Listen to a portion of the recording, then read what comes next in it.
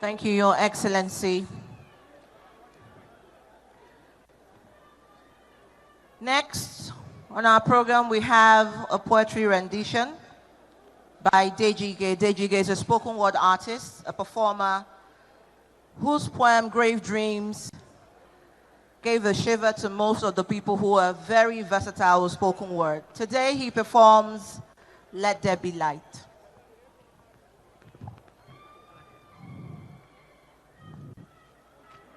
Citizens of Nigeria, friends from foreign land, partners in progress.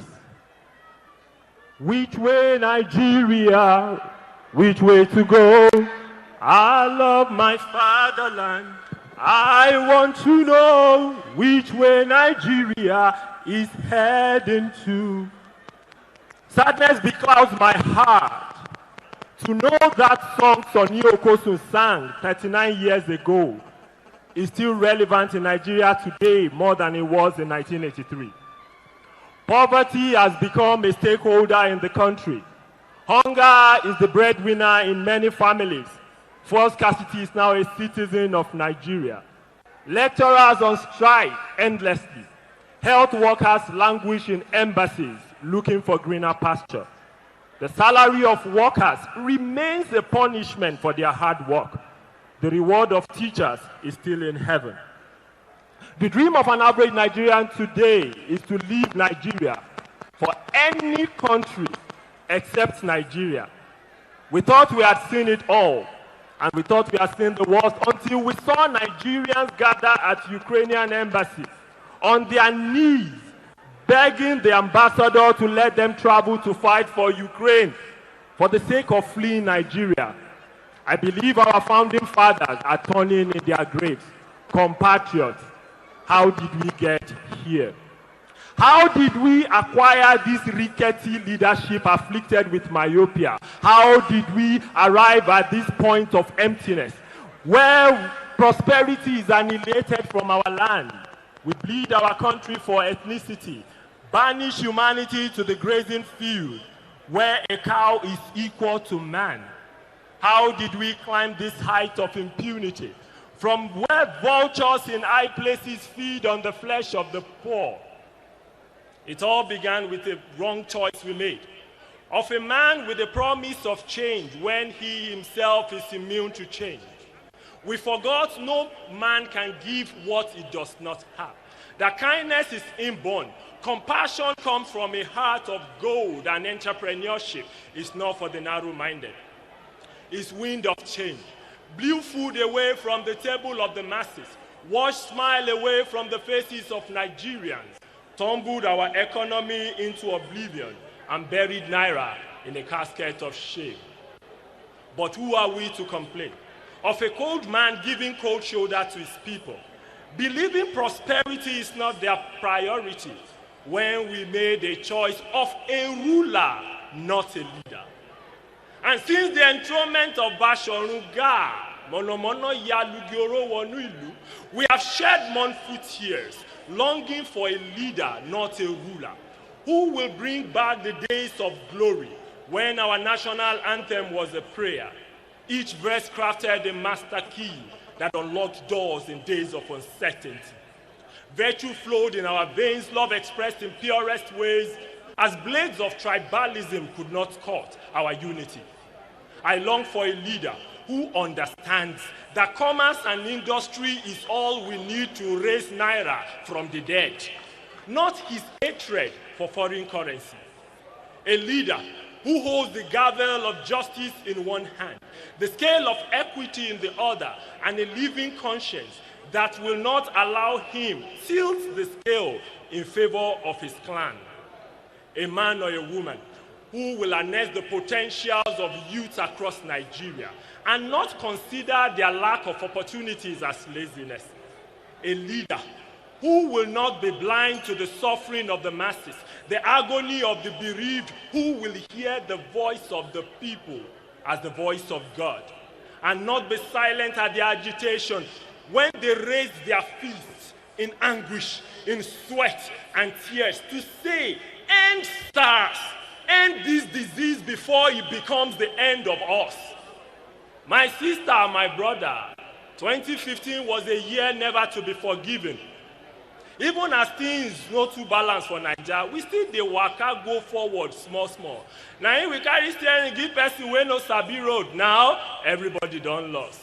So find us a president to pull Nigeria out of this dungeon. A president flowing with milk of kindness, who will feel the pulse of the people, listen to the beat of their heart, and hear their groan behind sealed lips. Find my beloved country a leader who has raised men and women from dust to glory, who has mastered economics to the letter, who built schools with passion and captained industries to the shore of fortune. An employer of labor who understands Nigerians should not be out of job, why small businesses are key to economic development, and how equity and justice are the pathway to peace and prosperity. Find me that man to lead our country out of insecurity and disunity into an era of nation building where we will become our brother's keeper and behold a police station, a place of refuge rather than a slaughterhouse for human rights and justice.